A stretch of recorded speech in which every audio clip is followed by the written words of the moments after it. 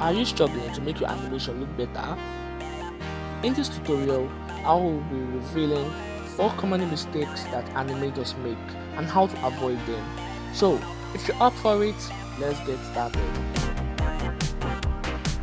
Number 1.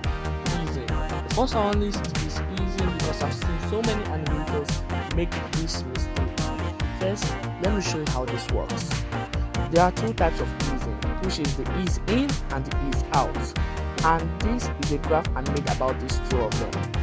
Now, this graph with more lines and less spacing is ease in, which makes your animation look slower, and the graph with less lines and more spacing is ease out, which makes your animation look faster. Now, the thing is that if you use these guys at once, your animation will suck and it won't make any sense. But if you use these 2 together, then your animation is the best one, because this makes a lot of intriguing movement in any character that you're making. So now I've put together a full video teaching about speed and how to actually use this ease in and ease out together.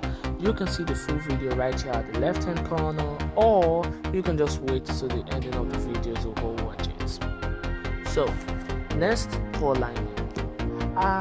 Well, I've seen a lot of animators treat their line art like shit and expecting the animation to be having a high quality. So if you make an animation and you start with a sketch, well, that's okay.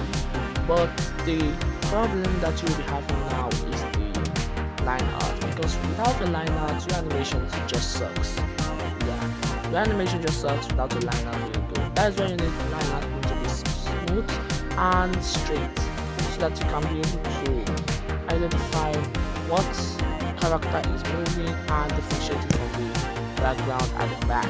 Yeah, I also use a tool to make my line art better and more smoother. The name of the tool is the stabilizer tool. It helps to draw better and makes straighter lines. You can also use it for manual coloring if you want, and yeah, all these are up to you. Number 3, we have the anatomy. Now, the anatomy is a very crucial important element in 2D animation. You can draw a human or animal better if you know their anatomy. Then you can even make animations faster and better with just knowing their anatomy skill. Now, these are some anatomy reference that I thought you guys should have. You can screenshot it, and in return just punch the like button and smack the subscribe button. Just don't forget to hit the bell, because the video might have that too. So yeah, now with all these 3 said and done, we are going to the one of the fourth crucial mistakes that all animators make, so you better stay ready for this one. Now, the 4th mistake I see people using in the animation is called rest frames. Now, this one is a very important part. People make mistake in this, just like literally. Rest frames are frames that you use to make your character or object rest for some time, so that people can be able to see what the object or character is before capturing motion or action that they are going to play out. Well, some animators make their rest frame too long or maybe too boring that people just see the animation as boring or sucks, or just look at the animation and be like, nah, not worth my time. So you need to be able to make your rest frame to be a little bit better than what it is. Now, there are 2 ways to make your rest frame better.